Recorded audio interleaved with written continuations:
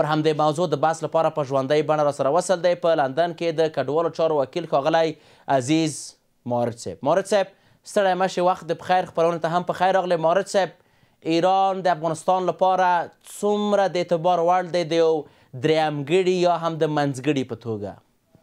مننه جناب لاله صاحب محترم. لومړی تاسو تخنیکي همکاران لیدونکو اورېدونکو سلامونه احترامات وړاندې کوم.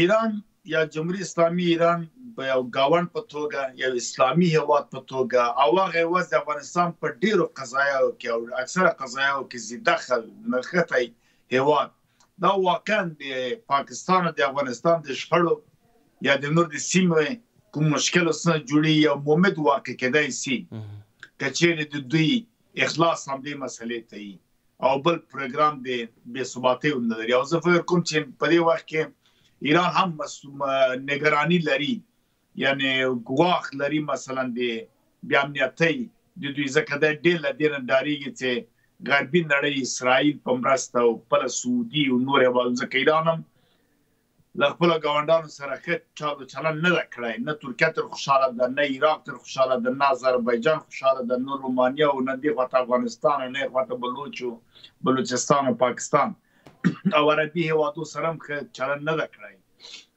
نو دا له دې ډارېږي چې مثلا غرب یو پلان جوړ نه کړي او افراطي ډله رانباسي ایران ته او ایران بې ثباته نه کړي. له دې نه نګراني ډېره زیاته. نو بنا کېدای شي چې په دې وجه د خپل د ګټو پروګرامینې ته ښیي.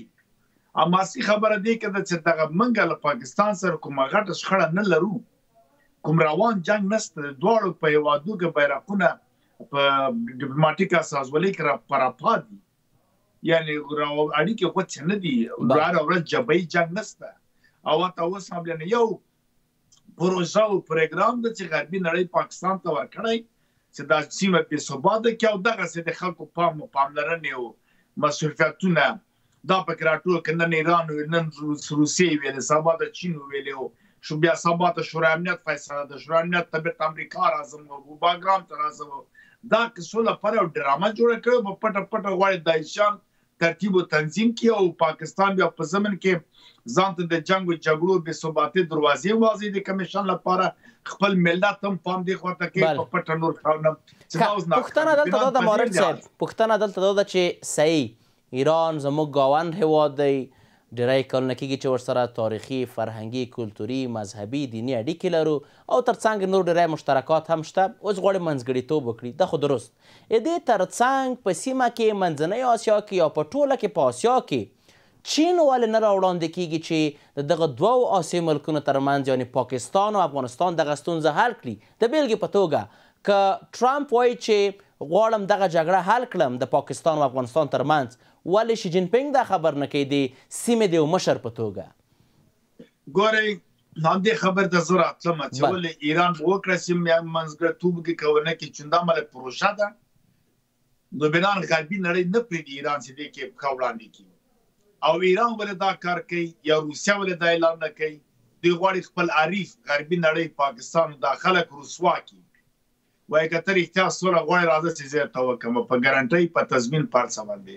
خو چې د سولې بحث نشته، ځکه ایران کله کله تېښته کوي، کله بخښنه غواړم پاکستان، او کله کله پلمې کوي، او کله کله دا شرایط دي چې هغه عقل سالم عقل هغه نه مني، فلسفه د سیاست خو څه کوي، اصول نړیوال خو مطلقا هغه تیار نه دي. نو دا وجه ده دا یو ډرامه ده دوی پیل کړې ده. په دې باندې چین خبر ده، ځکه هغه نه غواړي چې خپل عریفانو ته چلنج جوړ کړي او مشکل جوړ کړي، دا د سان جوړ کړي. روسیه بیا هغه د بېدریغه اعلان کوي، ما خپله بیا نه وړاندې کېږي ایران ته، وایي ته وړاندې شه، ته خو مسلمان هېواد یې، منځګړیتوب په منځ کې ولې چین دومره سیاسي مسایلو ته کم علاقه لري نظر اقتصادي ته؟ هر ځای کې دوی که چېرته د اقتصاد مسئله اوله خبر به دوی کې، ولې که د سیاسي مسایلو بیا د سیمې خبرې چین چوپي؟ دوه رقمه ګټه لاسته راځي، دوه رقمه هېوادونه په اغېزه لاندې کوي خپل نفوس سره، یا په سیاست چې جنګ و جګړه ده، یا بیا اقتصادي ده چې اقتصاد بازار د مارکیټونه او زیربنا دغه هېواد ته لاسته راوړي، هغه هېواد قرضدار کوي. مثلا WTO سازمان، دا وورلډ ټریټمنټ ارګنایزیشن چې ورته وایي، دا د غرب په لاس کې ده، دا اروپا ټوله اروپایي بازار د امریکا د دا په دې کې چین ته ونډه ورکول کېږي. که چین ته ونډه ورنه کړي نو چین خو نشي که دنیا ته وسایل انتقال کړي. نو دغه وجه ده چې دا چون سیاست اقتصادي ده، په دې کې کامیاب ده، مخکې روان ده، د تولیدي ټول بازار په ټول دنیا کې ده. نه غواړي چې مثلا WTO کې یا نور سازمانو کې یا نور بانکو کې ځان ته خنډ جوړ کړي. نو بنا د سیاست ضرورت نه لري. دغه سینګیان کې د جوی کې مثلا یوګوریانو داخله کته پورته سول، بیرته په پیسو مهار کړه، مسله حل کړه. وې نه وته چې جنگ او جګړه وکړي. او قوي وسله لري، اتمی وسله لري، تکړه هواد ده، تعدی جوړولای شي، که تخنیک مخکې ده. مارچ صاحب په ډېر بخښنې سره په ډېر بخښنې سره چین د پاکستان ښه دوست دی که د افغانستان؟ د هیڅ چا نه ده، د دواړو نه. بیا هم اړیکو ته په کتو، ډیپلوماټیک راکړې ورکړې ته په کتو، یا په ټوله کې تجارت ته په کتو، که بیا هم مقایسه وشي چین د افغانستان ښه دوست دی که د پاکستان؟ د په دې پرتله کې د افغانستان دوست، ځکه چې پاکستان جوړ شوی یو ایالت د غربي نړۍ، بدون د غربي نړۍ نه څه نشي کولی. هغه د ښکاره یې ولیده چې عمران خان سره تړونونه لاسلیک کړل، اما د غرب په اشاره باندې هغه د یو ګوادر کې یو څه عسکر پاتې دي یا کارګرې نور ټول مثلا لرې کړ. د CPSC او سپیک دا مسایل یا روډ بیلټ دا قراردادونه په خپل ځان نه امن کړ چې پانګونه ونه کړي. پی څه ته د اجازه نه لري. اما افغانستان باندې پی د خپلواک هېواد کې غرب سره اړیکې ولري، که روسیې سره لري، کله خپل منځ کې جنګونه کوي، خپل چارې مخ ته بیایي.